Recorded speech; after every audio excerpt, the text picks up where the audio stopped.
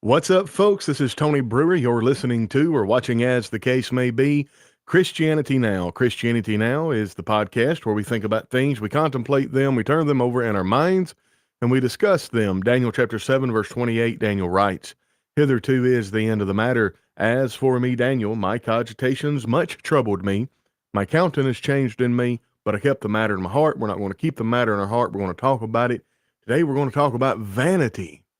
And not so much what the Bible teaches about vanity, but hopefully we're going to give a warning about Christians being vain on social media. And you might be thinking, Tony, where'd you get this? Well, I was scrolling through Facebook, as I am wont to do from time to time, and I come across, and this just blew my mind. This is a Facebook group with 175,000 members. And this page put in on August 15th of 2023. So it's over a year. No, it's right at a year. Sorry. A few months shy of a year. Here's the post. Mature women are getting more beautiful every day. 30, 35, 40, 45, 50, 60. I guess they skip the 55 once you get that old. Prove with your cute pictures. So this is a thrown gauntlet saying, prove it with your cute pictures. I misread. I gave some false information, folks. 229,300 comments, 3,200 shares, 98,000 just simple interactions, like and love and all that good stuff. And you go in there and there is nothing but pictures of older women. And they're all say, I'll be 37 next month. I'm 62 and protective and covered and favored by the blood of God. 2 adult children and 6 grandkids, 2 great grands. I am truly blessed. Yeah, but you put a picture up there like you're wanting sex from the men that watch you. It blows my mind. If you want a master class in how to look weird and cringy and how to put provocative and these women that are on this comment section, I'm looking at them, and I'm looking at the pictures. I haven't seen any that were what we would call immodest, okay? I want all comments. I don't want just the top comments. Yeah, all comments right there. Yeah, so like I said, these women, most of them are not scantily clad. They're not what you and I would call immodest as far as what Christianity is concerned, or what modern. Here's the thing: most of what passes for modesty in modern churches would have been very, very scandalous just not too long ago. And I think men have just been so emasculated that they haven't stepped up and been like, look, we need to get back to a semblance of modesty. Now, I understand you go to Titus and the older women are supposed to teach the younger women, but what happens if the older women don't teach the younger women? It falls to the men. Like, it still has to be taught, okay? In fact, should we go to Titus? I'm thinking, I don't have this in my show notes, or in my show map, but let's see. Titus 3. No, Titus 1. Nope. Or is it 1 Timothy, 2 Timothy? But speak thou the things which become sound doctrine. We're in Titus 2. That the aged men be sober, grave, temperate, sound in faith, in charity, and patience. The aged women, this is verse 3. This is where I was getting the 3 from. The aged women likewise, that they be in behavior as becometh holiness, not false accusers, not given to much wine, teachers of good things, that they may teach the young women. So the reason the reason, all right, the older women, or excuse me, the reason the evangelist is supposed to speak the things which become sound doctrine is so the aged men be sober, grave, temperate, sound in the faith and charity and patience. And the aged women likewise, so they are to get from the evangelist, from the teacher, which would be from the men, the same things for the purpose that they be in behavior as becometh holiness, not false accusers, not given to much wine, teachers of good things, that they, and so forth, but and they are to model and embody those things in order to that they may teach the young women to be sober, to love their husbands, to love their children, to be discreet, chaste keepers at home, good, obedient to their own husbands, that the word of God may not be blasphemed. Young men likewise exhort to be sober-minded, in all things showing thyself a pattern of good works and doctrines, showing uncorruptness, gravity, sincerity, sound speech, that cannot be condemned, that he that is of the contrary part may be ashamed, having no evil thing to say of you. So, here's the deal. If the older women aren't teaching the younger women, if the older women, to the tune of about 250,000, post these provocative pictures where they're staring longingly in a sultry, sensuous fashion into the camera lens, imitating, staring deep into the eyes of a lover or some sort, then we've lost the plot. There's a generational gap. And so therefore it falls back. So the older women are doing the things that they are supposed to teach the younger women not to do. Folks, vanity is an evil. In fact, well, let's talk about the biblical understanding of vanity. So the Bible often discusses vanity in terms of emptiness, futility, particularly regarding pursuits that divert one from God's purpose. If it is the case, and it is, that there are guidelines, commandments for women to be chaste, modest, shamefaced, keepers at home, well, anything that takes them away from that would be vain. There's no reward in it. There's consequences. There's negative consequences, and we've seen that with the erosion of the family unit in Western culture. Men have been emasculated. Women have been put up on a pedestal in this society.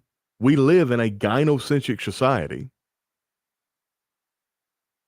And now you're supposed to, all of the masculine traits that men are supposed to possess, if a man possesses them, they are toxic. If a woman possesses them, she is worthy and she is a boss babe. She slays queen.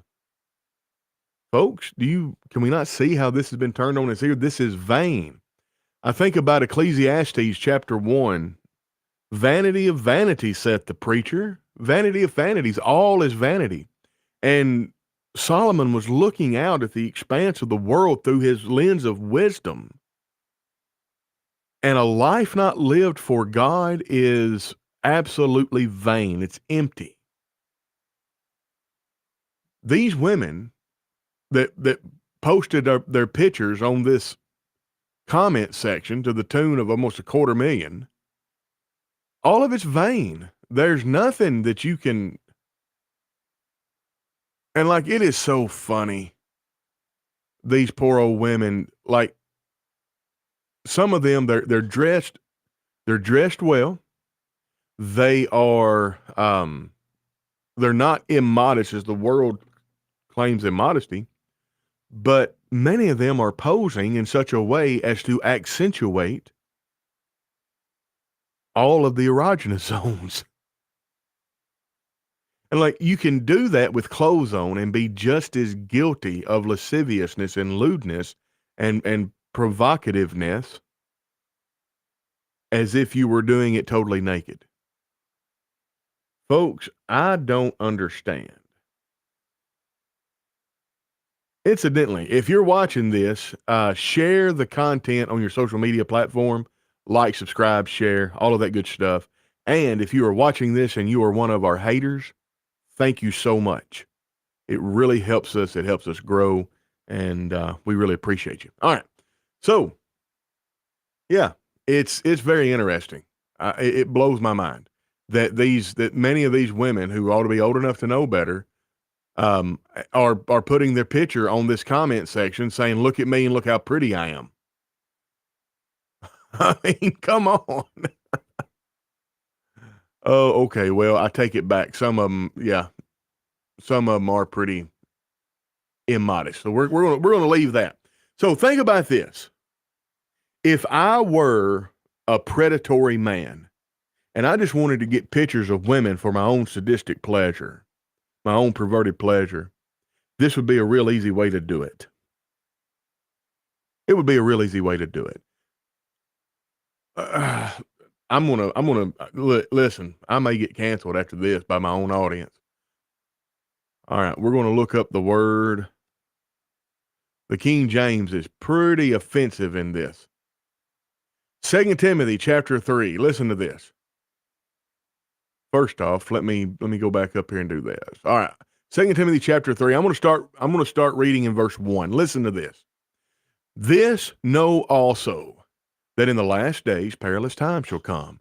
For men shall be lovers of their own selves, covetousness, boasters, proud, blasphemers, disobedient to parents, unthankful, unholy, without natural affection, truce breakers, false accusers, incontinent, fierce, despisers of those that are good, traitors, heady, high-minded, lovers of pleasure more than lovers of God, having a form of godliness, but denying the power thereof, from such turn away.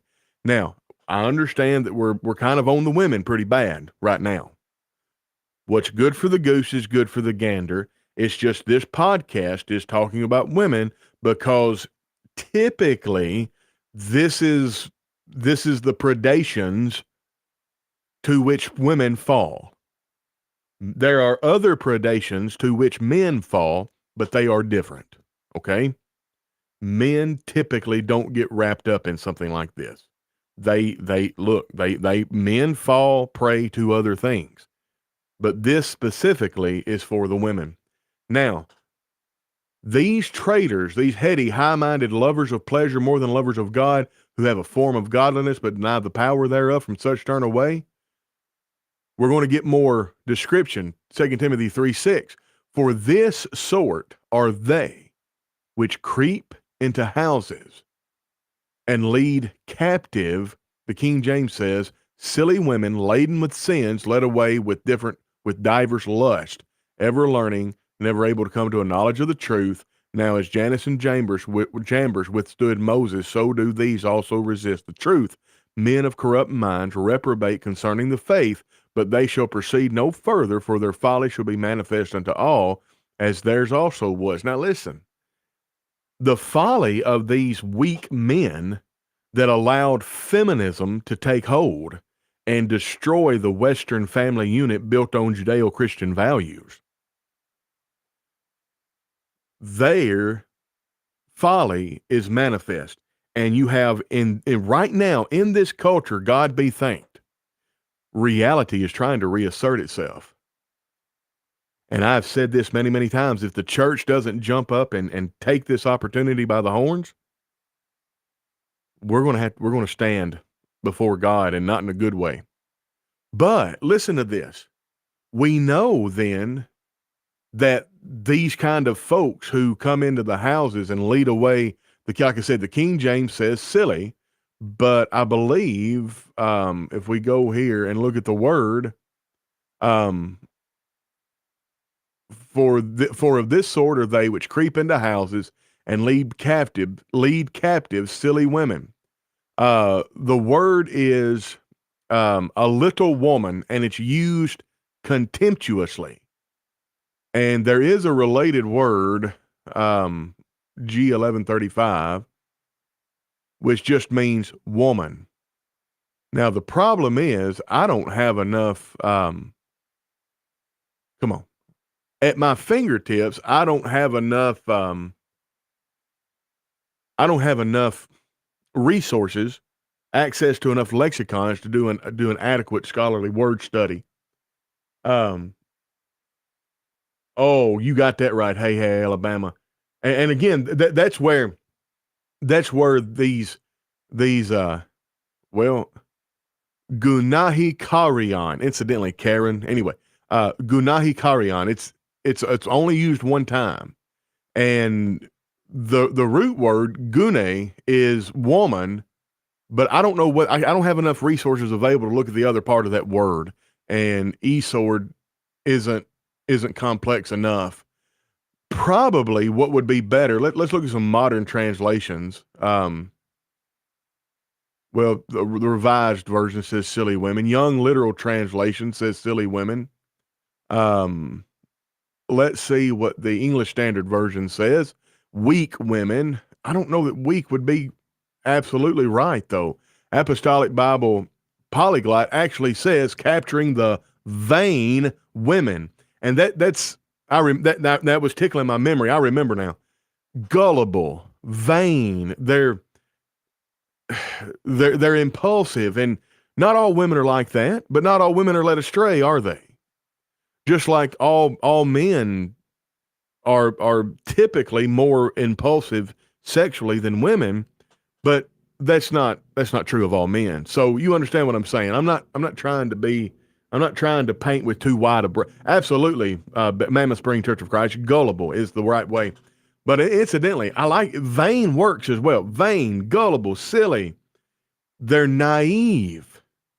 And really and truly, this comment by Hey Hey Alabama is the perfect comment. Once again, just because you don't look at others with a predatory eye doesn't mean someone else doesn't look or doesn't, including looking at you. That's right. Now, you might, because it reminds me of a joke that we used to tell in grade school, and it's about a little girl who went to school. She was like 10 or 11 years old, and she wore a little old dress. And her mama said, now, sweetie, don't be climbing up the flagpole in your dress. The little boys just want to look up and see your panties.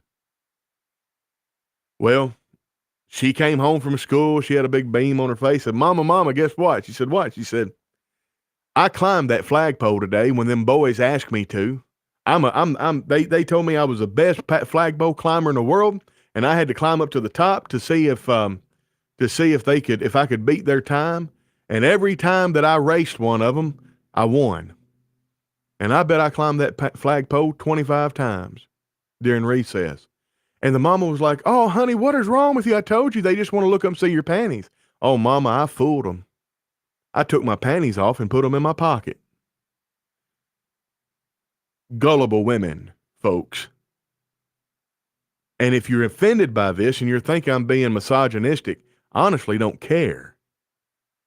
I don't deal with what should and should be. I deal with what is and what should or shouldn't be. I deal with what is or is not. All right?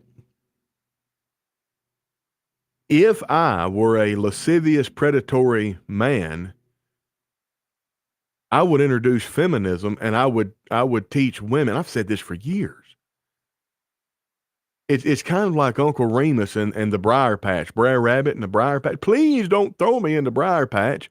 Well, Brer Rabbit was born in the Briar Patch. That's Brer Rabbit's safe spot. And the gullible old wolf threw him in the Brer Fox, rather. The gullible fox threw him in the Briar Patch. Ladies, you need to wear a bra. You need to wear a brassiere. No, we're not going to wear a brassiere in public. Oh no, now, ladies, you don't you dare. And then you have a group of men that come along and say, ladies, I think you ought not to let those patriarchal men tell you what to do. Yes, we should decriminalize. We should no longer give citations for public indecency if women walk around topless. Because after all, men walk around without a shirt on. So we need to make it equal because men and women are equal. There's no difference whatsoever in a man with his shirt off versus a woman with her shirt off. That's what feminism teaches. So now in many larger cities in the United States, I can't remember if it's New York or where. Could be San Francisco. Women and men both can walk around without their shirts on. Oh, you feminists, you really showed them men. You showed them good. It's like this post. Oh, 35, 45, 55, 65-year-old women are more beautiful. They just get more beautiful. Prove it by putting your pictures in the comment section. Folks, you couldn't get any more on the nose than if you'd have made a post like, hey, I think granny panties are sexier than thongs. And granny panties make your behind, your derriere, look better than thongs. If you don't believe me, put pictures in the comment section to prove it. And I guarantee you, you would have a bunch of silly, gullible, vain women putting pictures of their bare behind, with the exception of panties, in the comment section. I guarantee it. If it weren't for the fact that it would be immoral, I believe I would try that. I would try that experiment just to show. I remember when men wearing t-shirts to do yard work would go put a shirt on if a woman came by the house. We need to get back to that. Topless is different than nude. It could be a slippery slope, but so far as nudity is still indecent. So that's a very, here's the reason why. Okay. You absolutely can teach about modesty and shamefacedness. But in this modern society, everybody goes crazy when you start talking about it. So I just talk about nudity. According to Scripture, you are considered nude if you have an uncovered thigh. And technically, this is very, very technical. He that hath ears to hear, this is for you. Do with this what you will. I'm not your boss. I'm not going to stand or fall before God on your behalf. Your garments, your upper body has to be covered, and you need a sleeves, and your lower body has to be covered down to the knee. And I can show that in Scripture. It's pretty easy. But the point is, and again, with the sleeves, that's a little bit more abstract and technical. So, and people ask me all the time, well, Tony, how long sleeve? Like, do you need the sleeves down to your wrist? Well, no, it just needs to be sleeves. It's kind of like the idea of long hair. Well, is it sinful for a man to have long hair? Well, how long is long? I mean, my hair right now is long compared to how I normally keep it. So am I in sin? No. When Scripture condemns of sin, when Scripture convicts, I should say, Scripture is specific. So, for instance, if it were sinful for a man to have long hair, the word long wouldn't be used. It would say something to the effect of, the hair cannot come past 2 fingers below the earlobe, or something to that effect. Like, it would be a way to measure it, because without specifics, well, it's vague, and you can't get a conviction on vagueness. We understand this, but that's why, and this is Xavier's comment. Topless is different than nude. It could be a slippery slope, but so far nudity is still indecent. Yes, and topless In a modern definition of that term, topless is absolutely different than nude. Because you have, well, actually, I don't know. You know what? Now that I'm talking through this, you have a topless bar in which the dancers dance topless, but then you might have another bar that's fully nude.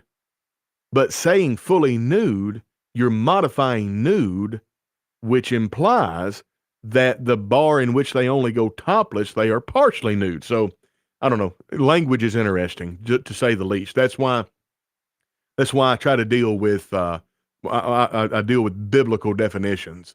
Somebody who is uncovered in the thighs, they're nude.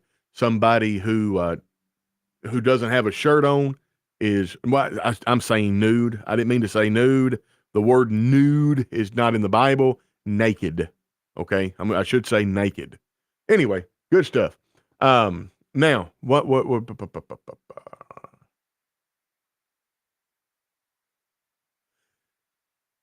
2 Timothy 3. Yeah.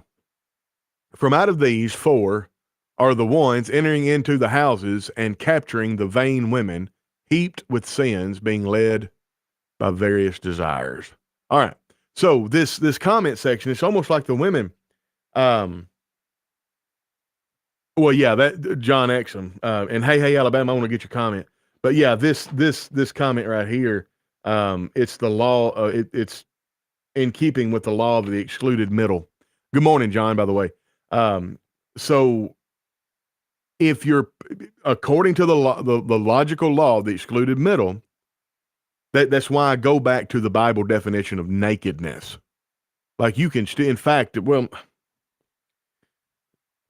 let me just go back and read this. Exodus, I can't remember, 28 or so. Give me just a second. I should have known this was going to come up. I should be prepared. Yeah, right here. All right. Starting in verse 40. And for Aaron's, now keep in mind, this ain't our mail. Okay? I'm not making law from the Old Testament.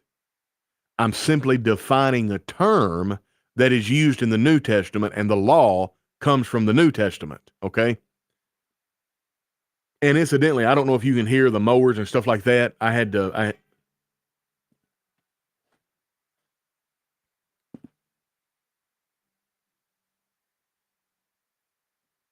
Okay, so sorry. Let me check this out.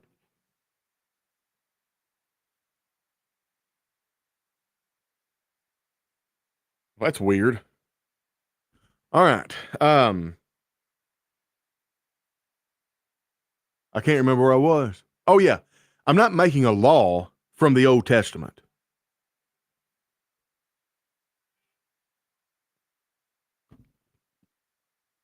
I'm not making a law. I don't know what's going on, dude. Decline. I'm not making a law from the Old Testament. I'm using Romans 15:4. For whatsoever things are written aforetime were written for our learning, that we, through patience and comfort of the Scriptures, might have hope. Whenever the New Testament talks about modesty and shamefacedness, I think it's a very easy to understand thing that you can't be modest nor shamefaced if you are naked. That's not something that has to be proven. That is just observable. Like we understand this. Now, what does God consider naked? Verse 40 of Exodus 28. And thou shalt put and for Aaron's sons thou shalt make coats, and thou shalt make for them girdles, and bonnets shalt thou make for them for glory and for beauty. And thou shalt put them upon Aaron thy brother, and his sons with him, and shalt appoint them, and consecrate them, and sanctify them, that they may minister unto me in the priest's office. And thou shalt make them linen breeches to cover their nakedness. Now, grammatically, Aaron and his sons are naked, but they're clothed with a loincloth. They're clothed with a vest, a tunic, and a coat, and a head covering, I think. But they're still naked. Why? Well, they don't have the linen breeches on. Let's keep going. And thou shalt make them linen breeches to cover their nakedness. The inference for us is they were naked with all of these clothes on. And from the loins even to the thighs they shall reach. And the inference there is if the linen breeches don't cover the entirety of the thighs, then you're naked. Folks, that's pretty simple definition of naked. I think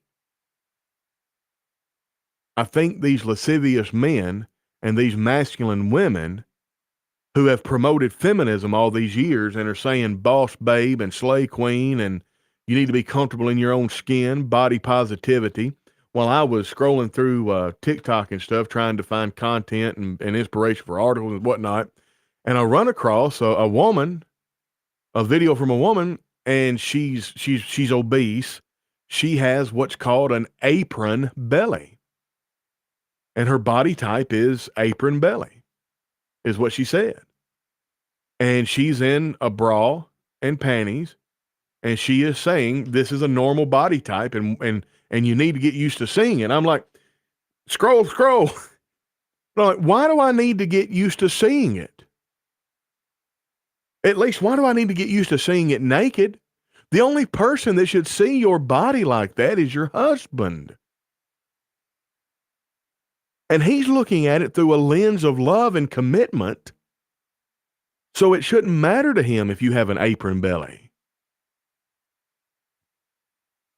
You're not a perpetual 17-year-old.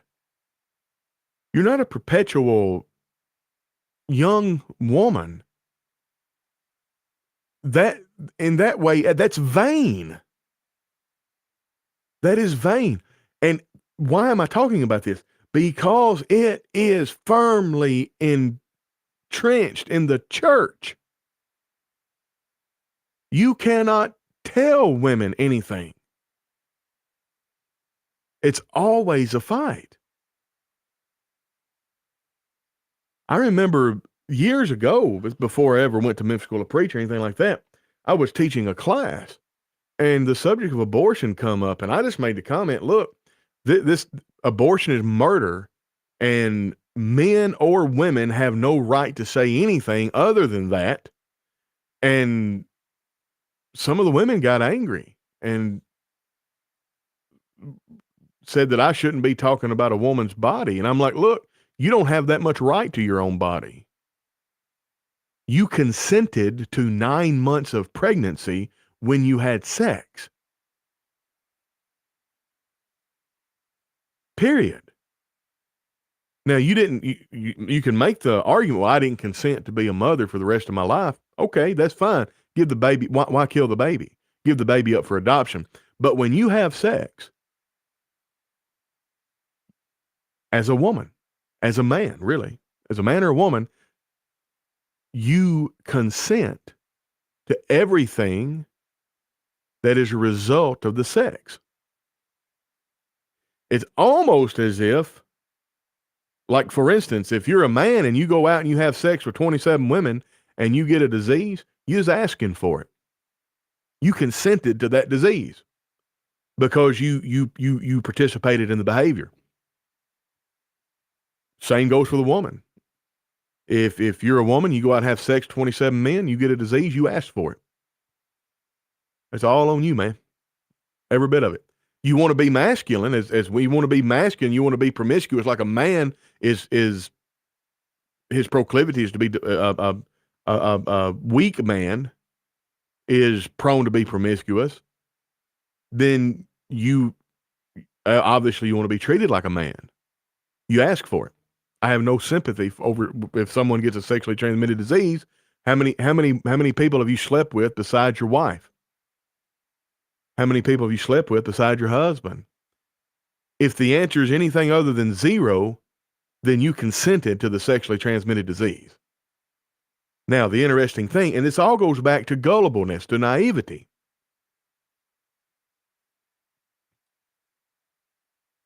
These women are led away captive by these miscreant, lascivious men and masculine women. And like I said, it's in the church. And boy, let me tell you something. I had a hard row to hoe for a minute because I said women don't have that much right with their own body. That if you have sex, you consent to 9 months of pregnancy. Period. And incidentally, now going back to the topless thing.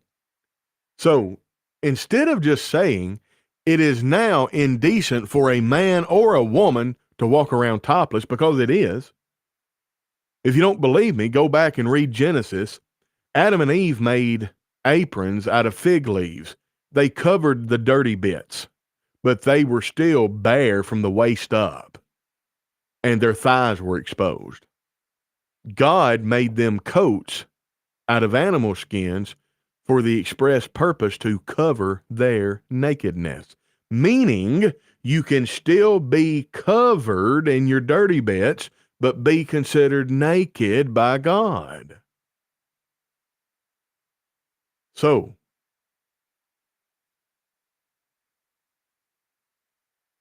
I forgot where I was coming back to that. I needed to come back. I lost my train of thought. I got so much stuff going on. Well, I don't know. Anyway. Oh yeah.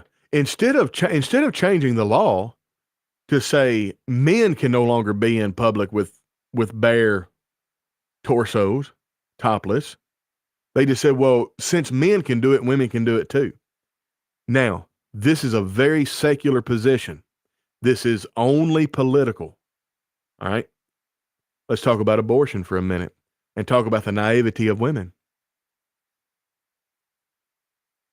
If I were a promiscuous, lascivious, predatory man, I would make abortion free and on demand and paid for by taxpayers, because I could go out with no consequences and have as much sex as without the consequences of rearing children, the responsibility of children. I can go out and have as much sex as I want. So yeah, there's some of these men here, they love the abortion laws. But if we change the abortion laws to follow equality the way the in public indecency laws are changed in some of these cities, in other words, women can now be naked in public like men can be naked in public, we would say, well, a woman's got a right to abort her unborn child, but a man has a right to financially cut himself off from his child, because right now it's very unequal. It's very unequal. You see, as a man, when you have sex with a woman, you consent to taking care of that woman and her potential child for 18 years. Is it tacitly? Let me look this word up. Tacitly. Yeah, tacitly, in a way that is understood or implied without being directly stated. So as a man, when you have sex with a woman, you are tacitly agreeing, consenting to 18 years of financial responsibility. Well, as a woman, then you're tacitly agreeing, you're tacitly consenting to at the very least 9 months of pregnancy, if not 18 years of responsibility. So I think we ought to make the abortion laws, if we're not going to outlaw abortion, then we need to make the abortion laws equal. And therefore, if you're a man and you go out and have sex with a woman and she comes up and says, hey, this is your baby, I've got a DNA test, he said, that's fine, abort. And he said, I'm signing my rights away, and you no longer have access to my finances. I think if we did that one thing, then there would be no more broken homes. There would be no more promiscuity the way it is now. You see, when men and women are considered to be interchangeable, you break down the fabric of reality. Men, and the remedy is men have to be men. They have to stand up and be godly men, and they have to be masculine. And women have to stand up and be godly women. If you're a wife, you need to understand that your job is to submit to your husband. Now, there are some situations where, quite frankly, you got to obey God rather than man. So if your husband is asking you to be ungodly, well, that's different. But I don't know, man. It's this bothers me so much, and it's because it's so easily seen, but it's so much resisted when it's talked about. It's so much resisted when it's talked about. I need to get some. I got a couple comments. Thank you, Missy Malone. Somebody said amen. I don't know when she said it. I can't remember. Um, yeah, I remember when men wearing shirts to do yard work, where men were wearing T-shirts to do yard work. They'd go put on a shirt if a woman came by. Yes, and look, even these OG, these original gangster rappers and stuff that cut their teeth and made their bones in the street before they became rappers, they're trying to educate this younger generation of men coming up in urban areas and say, look, you thugs are puny. He said, first off, y'all go get a gun and shoot each other and we'd actually fight. Also, whenever mama pulled up, whenever the matriarch of a family pulled up, he said, nobody would cuss around her, nobody would drug around her, nobody would do anything disrespectful around her. She pull up, we go out, we help her up the stoop, we help her with her groceries. She was safe. And you know what? I'm like, yeah, I remember those days. And it wasn't it wasn't too long ago. In Memphis, in 1997, 98, I was all over Memphis. I worked for a lumber company in South Haven, Mississippi, and I was all over Memphis, Orange Mound, down Lamar. I went off the pool halls and stuff playing pool, and I had a pretty nice bright red pickup truck with step side that had chrome wheels, and I never did have any kind of fear. It didn't bother me. There were some issues and stuff, but it's not like it is now. Like there was a respect. It's almost like there was some honor among thieves. Anyway, all right. I think I'm wound down. This turned out to be more of a rant and less of a podcast, but I mean, it's on my mind. So, we talked about vanity, and it's empty, gullible, empty hearted, empty minded. But then again, biblical principles emphasize modesty, not just in attire, but in behavior and presentation. 1 Timothy chapter 2. You're not supposed to be known for your outward appearance. You're supposed to be known for your good works. Now, I will tell you this. One of the curses of being a very beautiful woman is the prettier you are, the more difficult it is for you to be known for your good works. Now think about that. The prettier you are, the more difficult it is for you to be known for your good works. If you are a woman who is just strikingly gorgeous, it may be best for you to consider trying to be a little bit plain. Think about who you're trying to win the favor of and who you're trying to look pretty for. In fact, there's an Arthurian legend, and I can't remember. I can't remember all parties involved, but the Arthurian legend is, and it's you'll see parts of this like I believe this Arthurian legend was the um, probably the inspiration, or at least the small acorn into which the great oak of the Shrek franchise grew. But this knight comes upon this woman, and I think it's at nighttime, and she is strikingly gorgeous. And then in the morning, she is hideously ugly. Well, somehow or another, he's duped into marrying her.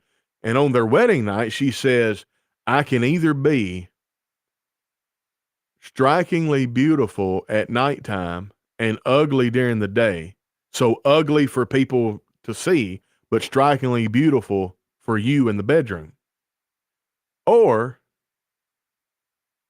and I can't remember what, or I can be strikingly beautiful for you in public, but I will be ugly in the bedroom.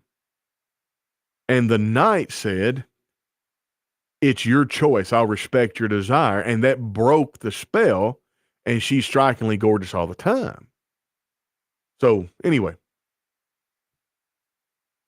that always stuck with me. I think I read that when I was in 6th or 5th grade.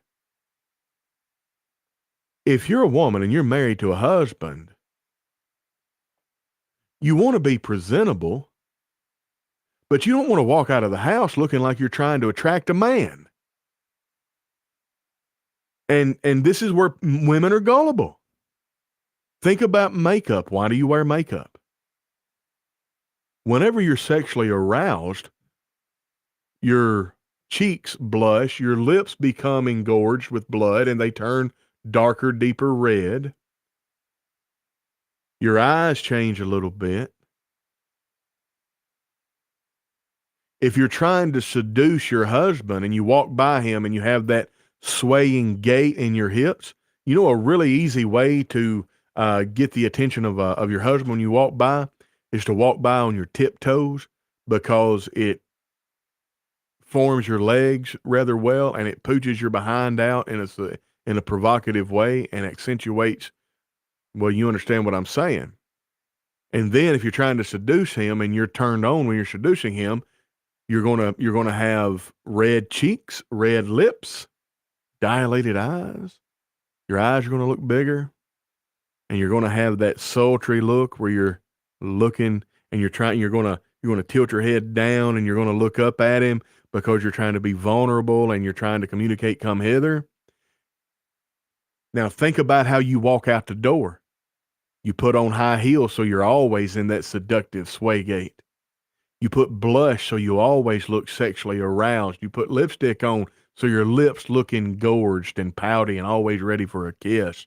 And you put eyeshadow on and everything so the first thing it draws people to when they look at the eyes. You may even wear a brassiere that pushes your breast up to make it look like they did whenever you were 17, 18, 19 years old, whenever you were most sexually fertile. But yet you're 35 years old, you've been married 15 years, and you're going out of your house dressed like that and looking like that. So are you trying to look like that for your husband, for yourself, for other men, for other women? This is no small thing. Ask yourself that. What does it make more sense to do? Dress like that for your husband and then dress more plainly when you go out? Or be plain at home for your husband and wear the jogging pants and baggy sweats at home so you're more comfortable, and then wear all that sexy stuff when you go out? And you might be thinking, well, Tony, when I put makeup on, I don't think about how sexually attractive I am to other people. I got a comment for you.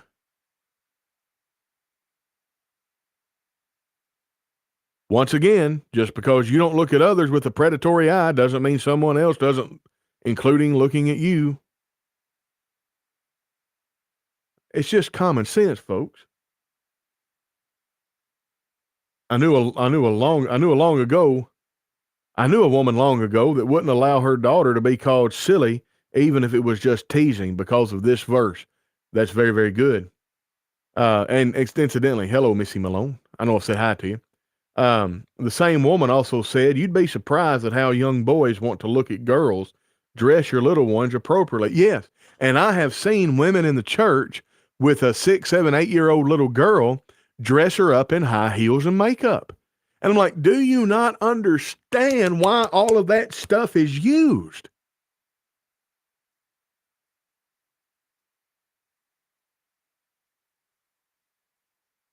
Do you know? And again, this comes from my looking at this and watching TikToks and stuff like that. There's a woman who works at a facility where sexual predators are housed, like pedophiles. And she says, do you know where they get all of their material? They obviously can't get that type of pornography in that facility, but they don't have to. They get all of their material to do their lewd and lascivious acts with from Instagram, from Facebook, from TikTok, from women who have videos of their children.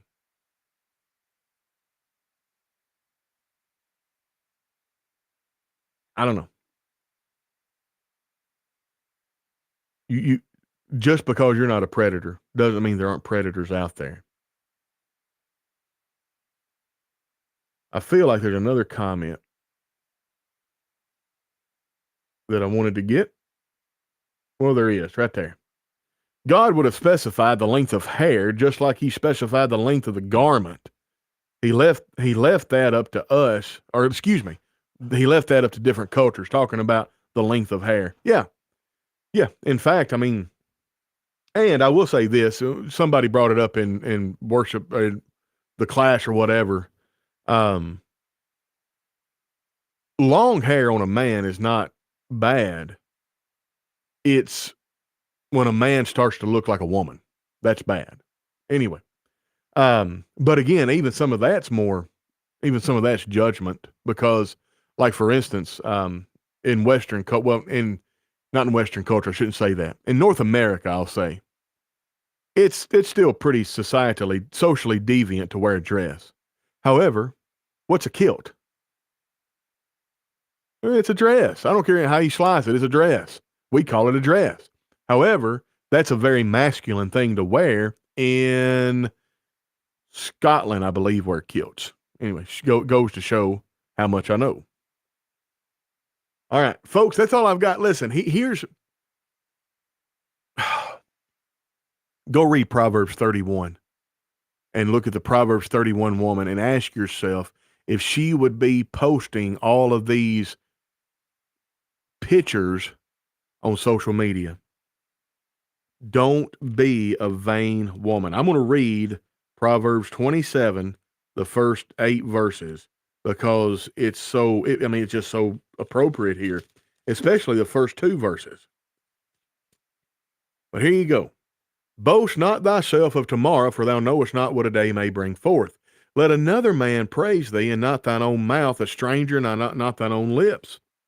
So a lot of people say, well, now listen, I'm just posting these pictures for my friends and family.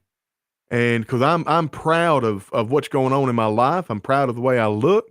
I'm proud of our accomplishments. And that's all I'm doing. Let another man praise thee, and not thine own mouth, a stranger, not thine own lips. I think compliment fishing is, yeah. Anyway, in the Bible, they had beards. Hard to mistake a long-haired man with a beard for a woman. Exactly. And incidentally, y'all familiar with the mullet party in the front, or no, party in the back, business in the front? I think that was a Grecian hairstyle. I could be wrong. Fact check me, please. And incidentally, be sure to share the content, like the content, help us grow it. It helps us cheat the algorithm.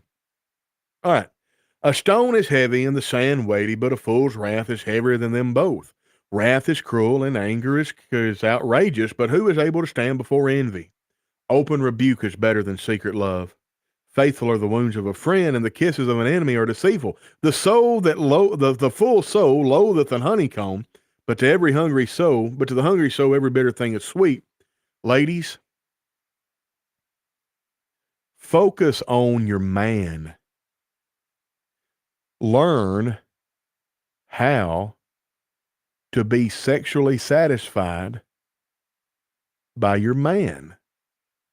And you're thinking, well, Tony, what's that got to do with posting pictures on the internet? It's because you're not sexually satisfied.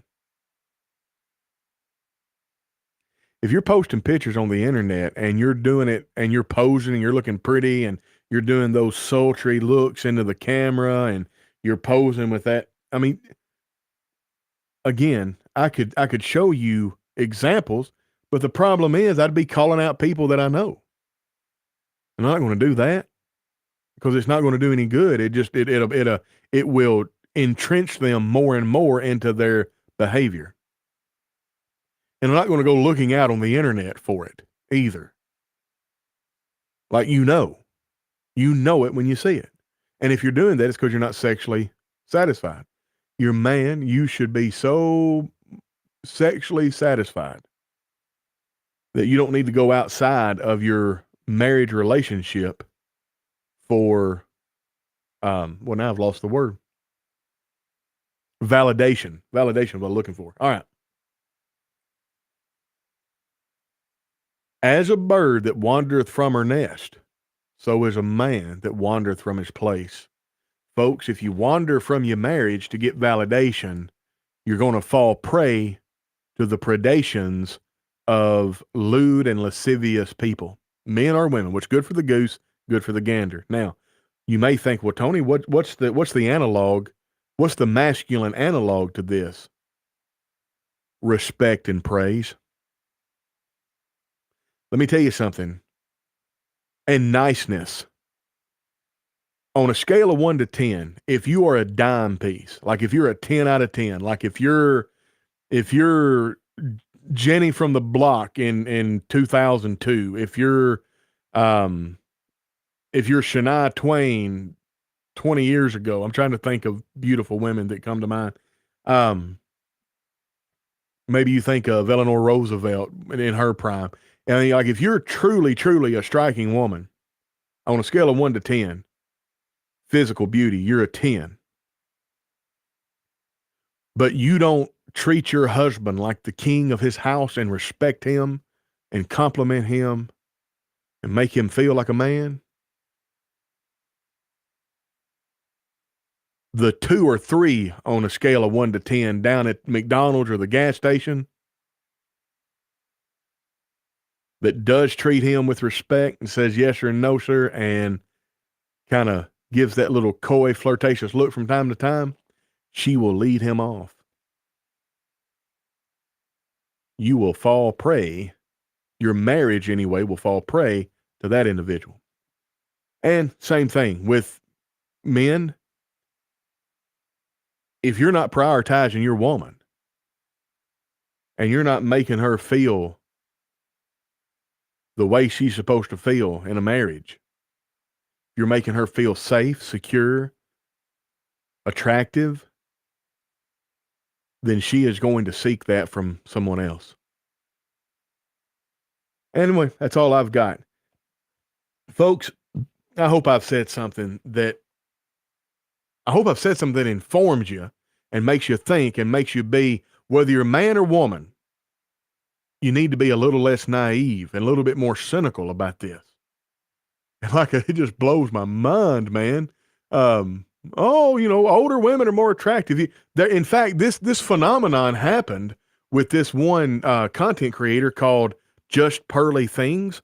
She put out a tweet on Twitter saying 20-year-old women are more attractive than 30-year-old women. You understand that's objectively true. 20-year-old women are more attractive, just physical, than 30-year-old women or 40-year-old women. It's just objectively true. You may not like it. It's just true. And so she had thousands upon thousands of older women posting pictures in her thread, and they were pretty raunchy from time to time.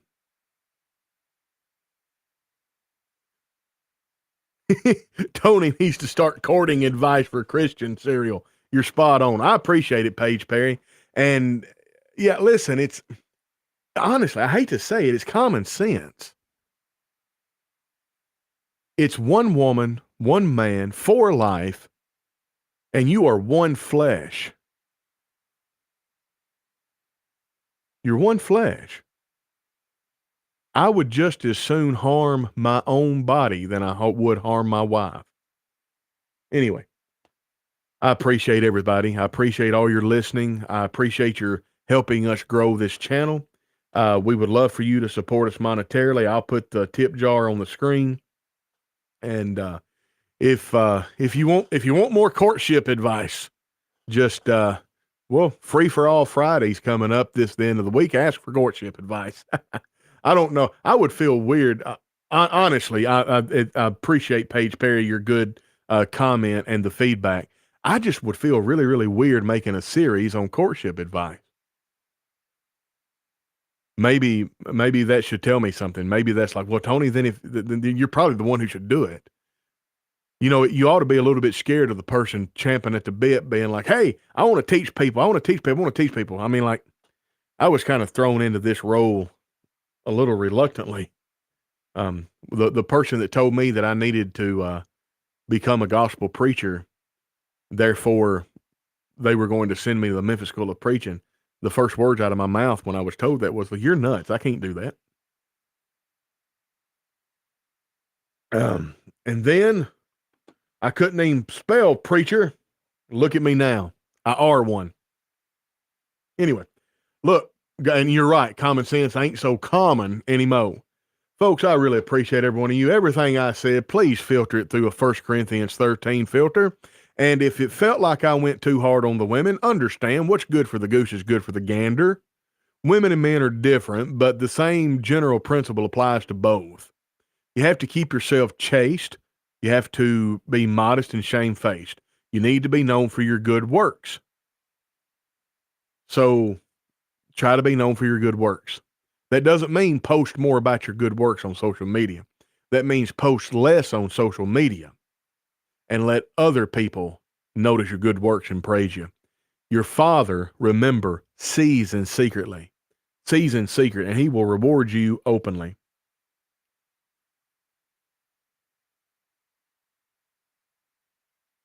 Oh, yeah, sorry. I couldn't see. I was looking at you through the 2-wheel drive part of my glasses. I had to kick it into 4-wheel drive so I could see. Here you are doing that all over the place. Yes, and here I am. I couldn't even spell preacher. Now I are one, and here I are everywhere. All right. God bless every one of you. Like, subscribe, and share. Help us grow this platform.